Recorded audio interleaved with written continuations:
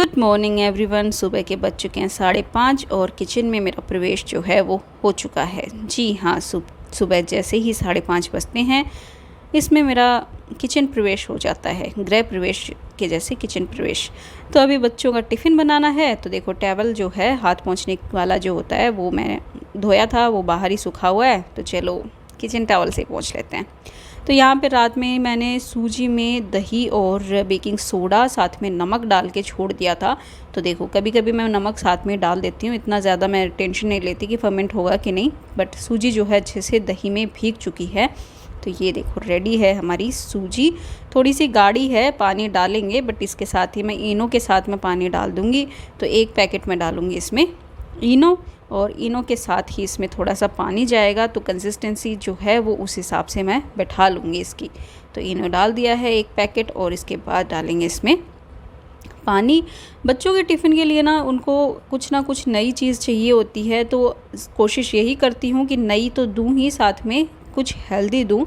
ज़्यादातर तो देखो रोटी ही देती हूँ ताकि बच्चे आराम से पेट भर कर खाएँ, बट कभी कभी तो चलता है, देना ही पड़ता है, वरना फिर वो भी बोर हो जाते हैं, रोटी खाकर ही नहीं आते अर्नव तो इनफैक्ट उसका टिफ़िन जो है वो डबल लेयर में है, वो नीचे वाले लेयर में छुपा कर ले आता है। तो इनो जो है वो डालकर मैंने रख दिया है इधर साइड में, और अब ले लिया है मैंने ये सांभर का आइटम, जो कि भी इंग्रेडिएंट्स मैंने सांभर के लिए रात में भिगोए थे। यहाँ पे इमली है और साथ ही है अरहर दाल। तो अरहर दाल और इमली रात में ही भिगो दिए थे ताकि आराम से जल्दी से हमारी सांभर जो है वो प्रिपेयर हो जाए। तो बस अभी सब्जियां काट लेंगे। तो सब्जियों के मामले में तो देखो एकदम ही ढीली हूँ, क्योंकि मेरे पास सिर्फ लौकी और खीरा और टमाटर ही थे, तो वही मैं ले रही हूँ यहाँ पे, और इन्हीं से मैं बनाऊँगी एकदम टेस्टी वाली सांभर। जी हाँ, टेस्टी बनेगी, आप टेंशन ना लो, टेस्टी ही बनाएंगे हम। तो चलिए फटाफट से जो है ये सारी सब्जियां हम कट कर लेंगे। तो देखो मेरा जो चॉपिंग बोर्ड है वो भी मुझे अभी गंदा सा लग रहा है। एंड टाइम पे सब कुछ संभालना होता है मुझे, ऐसे नहीं पहले से ही तैयारी करके रखूँ, बट क्या करें, अब सुबह सुबह उठे हैं तो सुबह तैयारी तो करनी ही पड़ेगी। तो फटाफट से सब्जियां काट लेंगे। आपके पास जो भी सब्जियां हो आप ऐड कर लो, मेरे पास यही थी तो मैंने सोचा कि चलो इन्हीं से बना देती हूँ। रात में एक्चुअली गई थी मैं सब्जियां लाने, बट पतिदेव जो हैं वो वॉलेट और फ़ोन दोनों ही ले जाना भूल गए, और रास्ते में बोल रहे हैं कि मैं तो लाया ही नहीं वॉलेट। वाह भाई। तो इसलिए प्याज भी नहीं थे घर में, इसलिए बिना प्याज बिना लहसुन ऐसे ही मैं सांभर बना रही हूँ। बट यकीन मानिए बहुत ही टेस्टी सी बनी थी। तो इसके साथ कोई भी चटनी अटनी कुछ ज़रूरत नहीं थी, सांभर ही इतनी टेस्टी बनी थी, तो हमने उसी के साथ खा ली थी इडली, और सच में बहुत टेस्टी बनी थी। तो सारी सब्जियों को हम इस तरीके से मोटा ही मैं काट रही हूँ, क्योंकि ये सारी बॉईल होकर अपने आप गल जाएंगी। जब मैं इसको बॉईल करने के बाद मतनी से मथूँगी तब ये आराम से हो जाएंगी एकदम बराबर। तो चलिए फटाफट काट लेते हैं। देखो इतना फटाफट काटा है मैंने, नहीं फास्ट फॉरवर्ड किया है, इतना फटाफट कटता नहीं है वैसे। चाकू लगने का डर रहता है ना, इतना फटाफट थोड़ी ना कोई काम कर सकता है। तो बस सारी सब्जियां हो गई तैयार। तो चलिए फटाफट से लाते हैं अब करी पत्ते। देखो फटाफट ही जा रही हूँ मैं एकदम ऐसे कड़ी पत्ता लेने।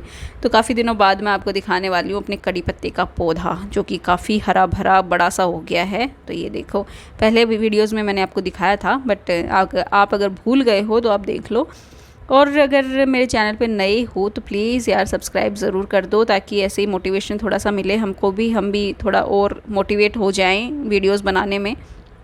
तो कड़ी पत्ते जो हैं वो वॉश कर लिए हैं मैंने।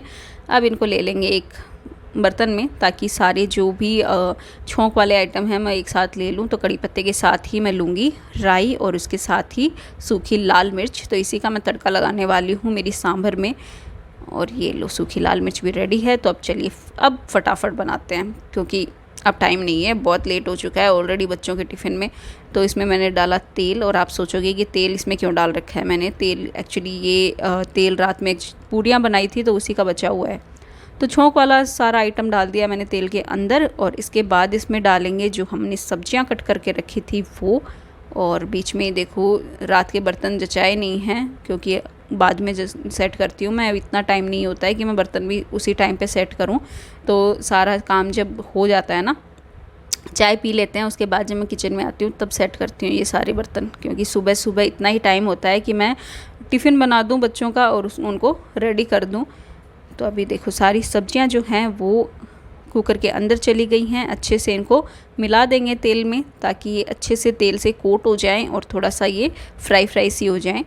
और अभी इसमें डालेंगे हम मसाले।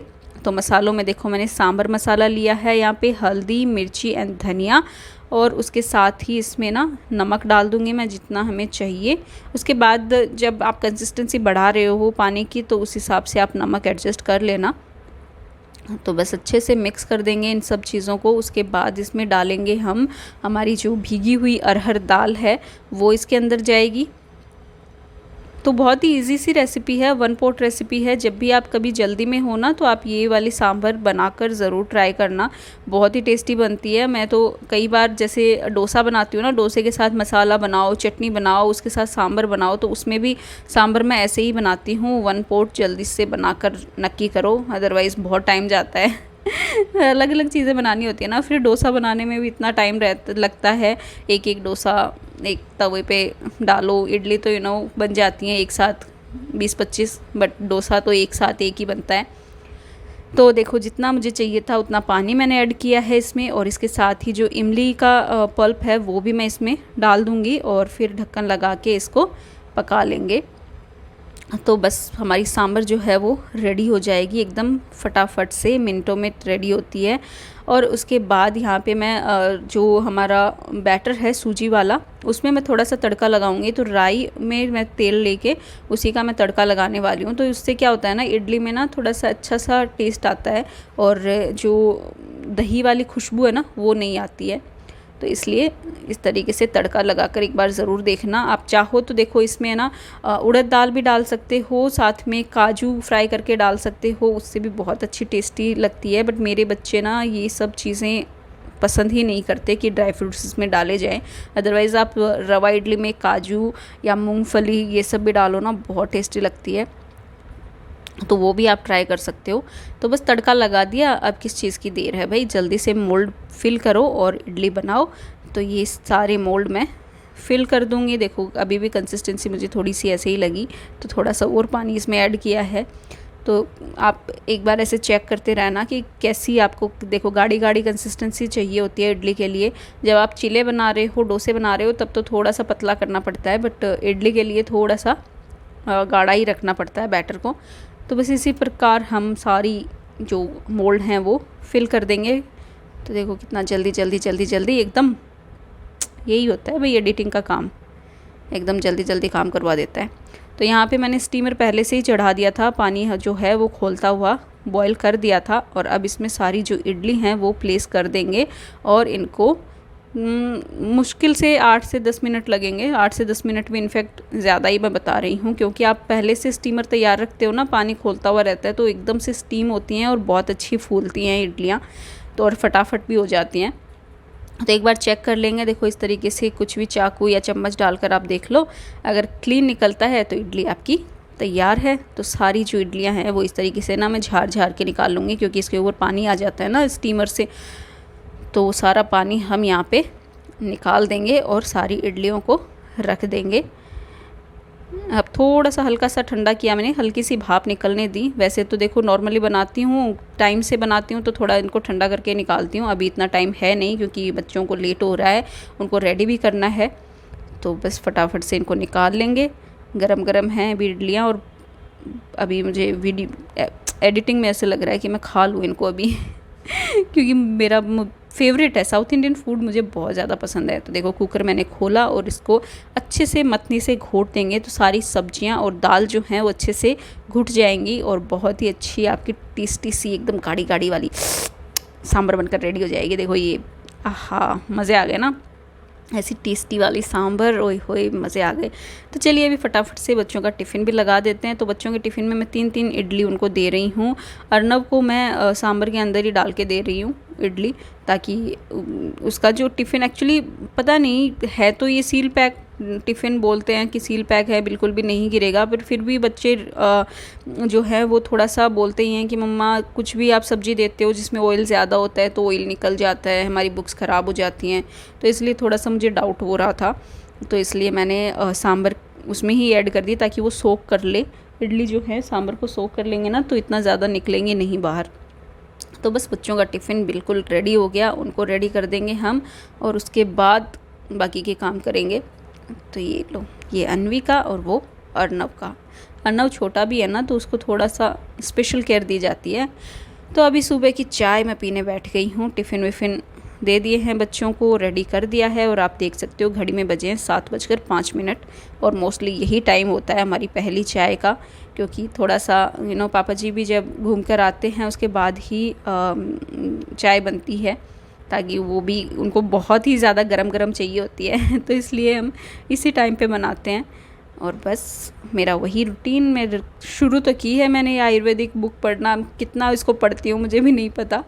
और फिर मैंने बनाया बेड। चाय पीने के बाद थोड़ा सा रूम जो है वो क्लीन कर लिया जाए। तो यहाँ पे देखो सारे, अब आप सोचोगे कि इतने सारे ओढ़ने के कैसे हैं, हम सब मतलब अलग अलग लेते हैं हम ओढ़ने के, क्योंकि अपना अपना भाई सोने में देखो अपना अपना स्पेस चाहिए होता है। अगर अपना स्पेस नहीं मिलता है ना सोने में तो भाई नींद नहीं आती फिर, तो इसलिए अपनी ओडी अपना अलग अलग रखो चीज़ें, तो आराम से नींद आती है।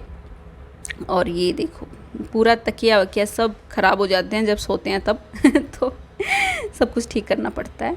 और ये लीजिए सारे जो ओढ़ने वाले हैं वो इस तरीके से फ़ोल्ड करके और फिर मैं रख दूँगी इनको, ताकि जो बेड है वो पूरा खाली खाली सा रहे।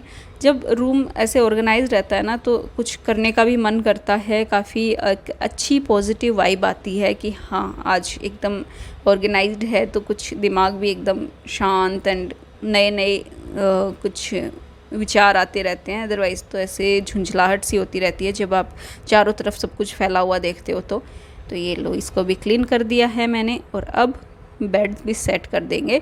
तो तकिए दोनों मैंने देखो पूरा मार मार के इनको फुलाया है ताकि ये फूले रहें। मारने से वैसे बच्चे ही फूल जाते हैं, तो तकिए तो फूल ही जाएंगे।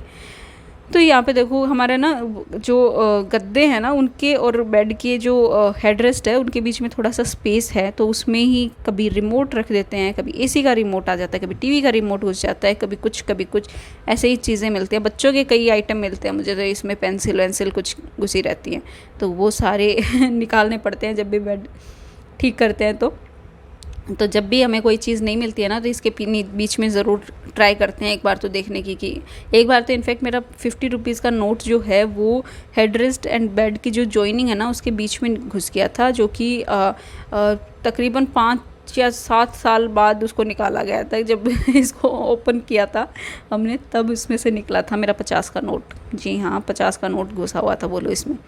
तो ये लीजिए, बातों बातों में बेड तो एकदम हो गया है ठीक, और यहाँ से पूरा एकदम क्लीन। और उसे उधर मत देखना, वो मेरा दुपट्टा है जो कि मैं अभी लूँगी।